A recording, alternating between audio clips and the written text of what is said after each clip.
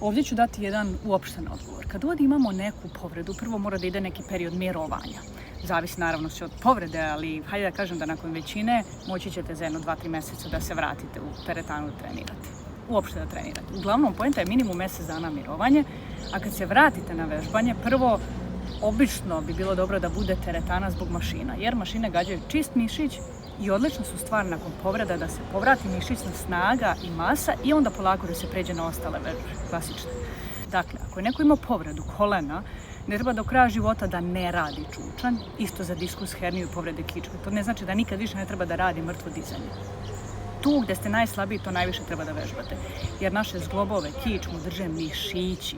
Ja sam imala rupturu prednjeg ukrštenog ligamenta levog kolena. Nikad ga nisam operisala jer nisam profesionalni sportista i sve radim normalno, nemam nikakva ograničenja. Poenta je da niste ograničeni, samo treba napraviti dobar plan. A ako to ne znate da uradite, molim vas da se obratite stručnom licu za to.